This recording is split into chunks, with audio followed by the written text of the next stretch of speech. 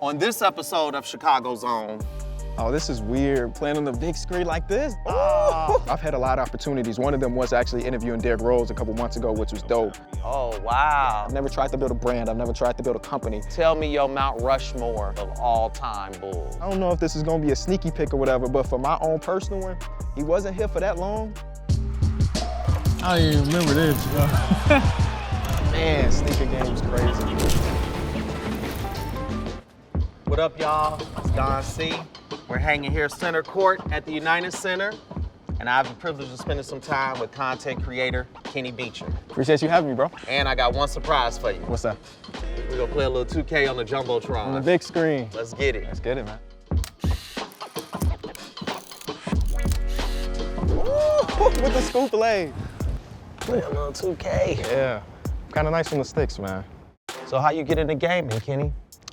Pretty traditionally, you know. Grew up, Pops always had a gaming system. We didn't have one at home, so on the weekends, got to Pop's house, it was time to game. Okay. It was that time. What was that first system? Oh, man. Well, the first system I got to myself was a GameCube. Okay. And we was playing Super Monkey Ball. Me and my sister used to play that. But when I was at his crib, that's where the real stuff was. That's where Call of Duty came into play. You naturally being into gaming, it seems like a good evolution for you to turn gaming into creating content. Yeah, man. So my passion has always been content creation.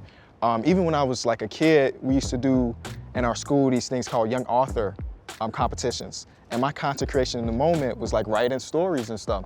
And then it traditionally went into gaming and stuff like that.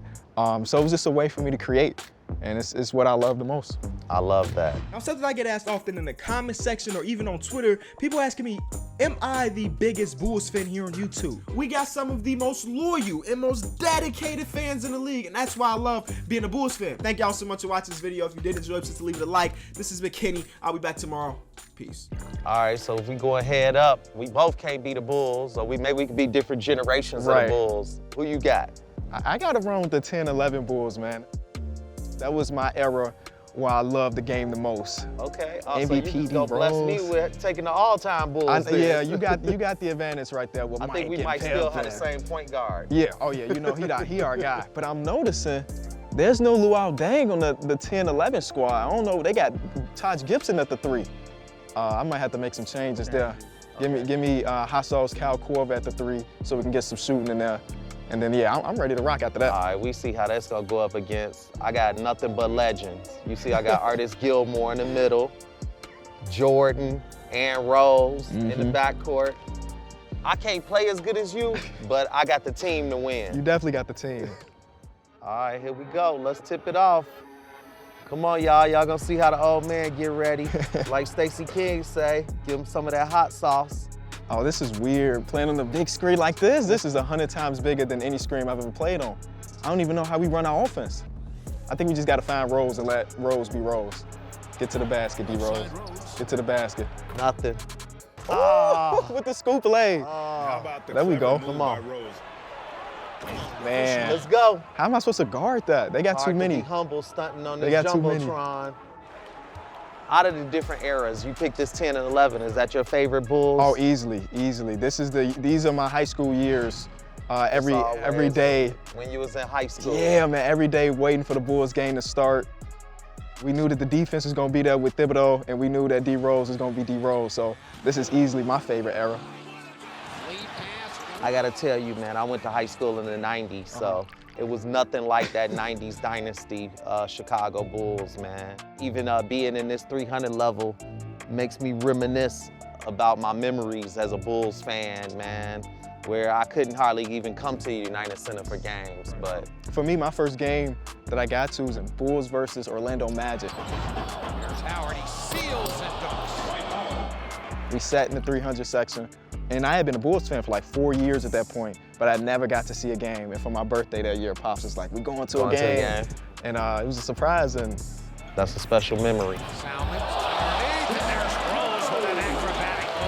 Now, who was on that Orlando team back then? That's D12. That's Dwight Howard. Dwight Howard. Yeah, they had a squad back then too. So they went to the finals like 2 years yeah, they after went to that, the finals. Shout out to them. And we back. Now, for the new guys around here that don't know, I am a diehard Bulls fan. I mean, I'm literally wearing a Beast from the East shirt right now. that I didn't really plan for this video. I sat down with a bunch of Bulls players and asked them their favorite player from their draft class and see what they had to say. Whatever players they pick, I'm teaming them all up, and my job. Most of your content is also created around the love of basketball. Man. So tell me, what makes basketball such an awesome medium to create content around? I think it's a perfect connection between the younger demographic and the older demographic. A lot of conversation around sports is not about the sport itself, it's like exterior stuff. When in reality, man, this is a kid's game that we all just love to watch grown men play. It's funny because I always question my son when he's watching other people play video games. Right. He broke it down to me, was like, Dad, you watch other guys play basketball. Hey, he's right there. He on the right track, man. That's so I'm exactly just what it watching is. other people at their craft, Yep. you know, so Yep. I get the excitement in it. Bulls win. So if you think about 90s Bulls, current Bulls, the 2010 Bulls, tell me your Mount Rushmore of all-time Bulls. Well, you gotta respect the greatest of all time. Mike gotta be on the Mount Rushmore. You already know that. I gotta throw Pippen there too. Absolutely. I mean, you gotta run them Mike together. ain't won one without Pip. Exactly. I gotta put my boy D Rose on there. I remember exactly where I was when we won the lottery. Like that was big moments for me. The Chicago Bulls select Derrick Rose. Rose crosses over. As a fan.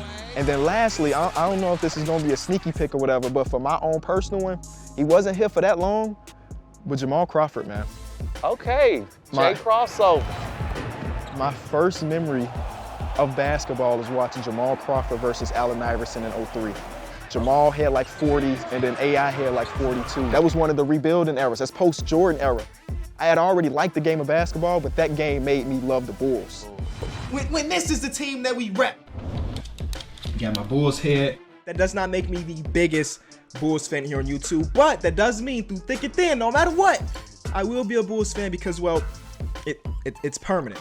What do you think is the next evolution of your content creating? Where is it gonna go from basketball, from gaming?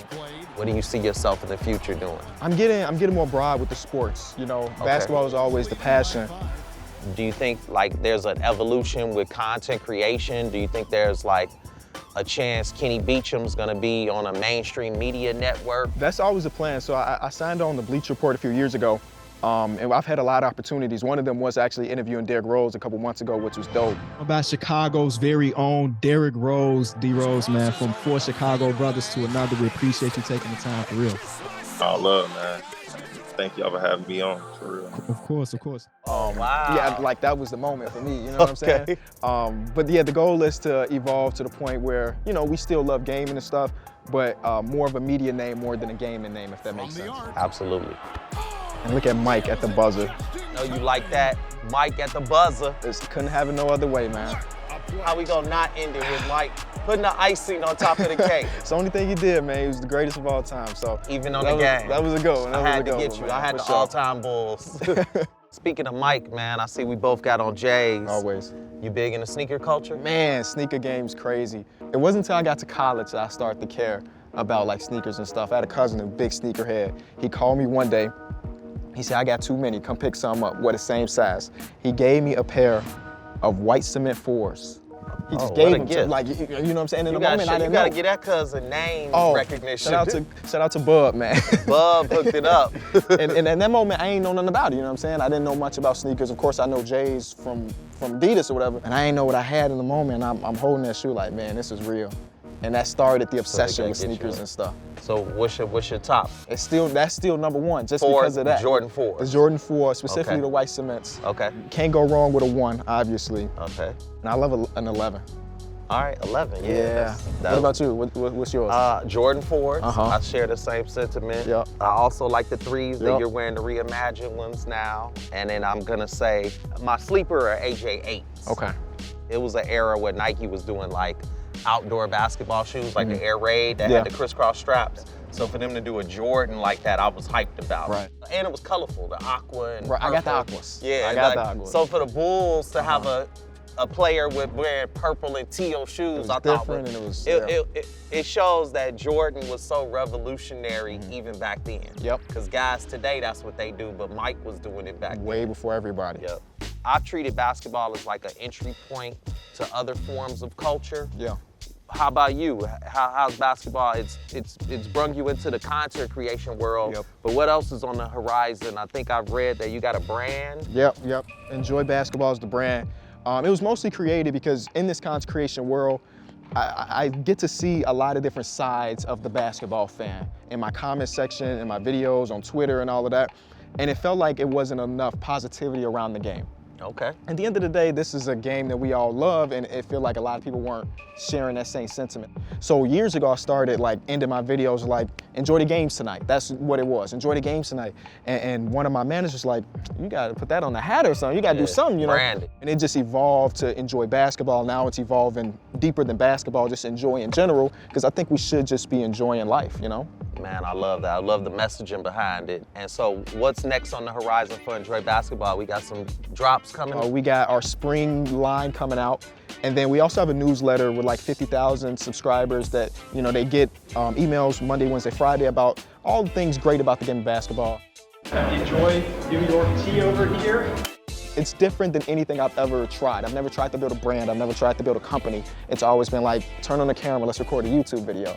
And now it's more than that. Well, it's natural to you. I think the messaging behind enjoying basketball and enjoying just life in general is something authentic to you. So I'm feeling it. And everybody out there, be ready to go support what Enjoy brings to the table.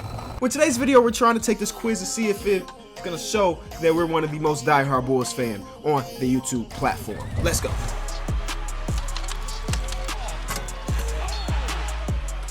Speaking of basketball, you know, I know your knowledge of the game is vast. I just want to put you on the spot, man. Okay.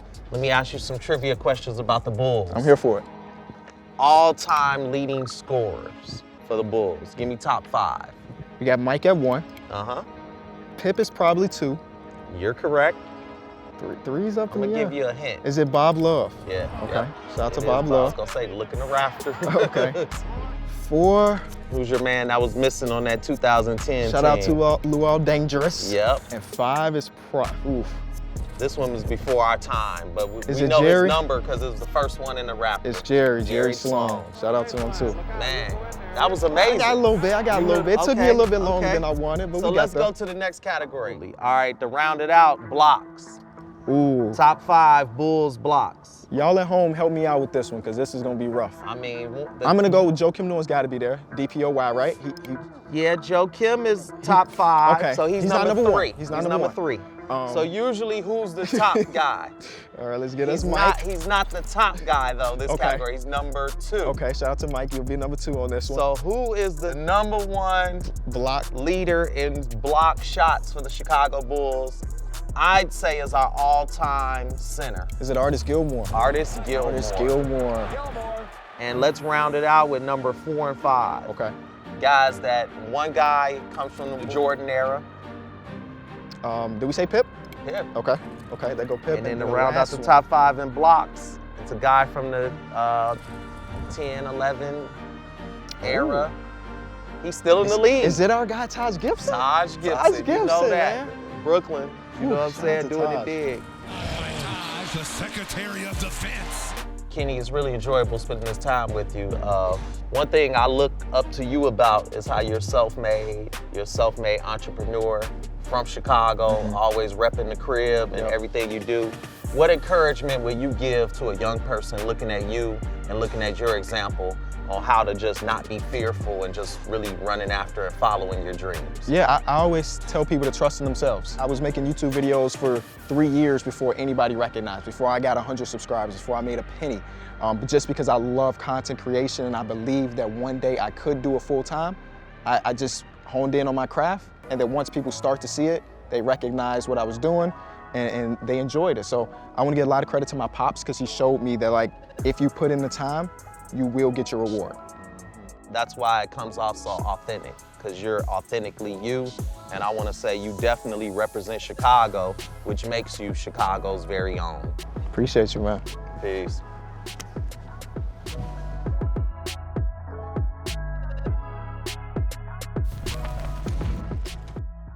Your boy Don C here on the court, United Center, with my dog, Kenny Beecham. What's good?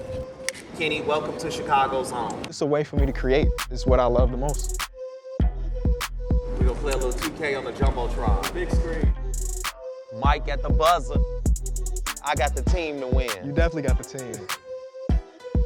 It was nothing like that 90s dynasty. That was a good one. I had to get you. Hey, Chicago, thank you for tuning in to this episode of Chicago's Own. I want to thank my guest, Kenny Beecham, and to check out any other episodes, click here.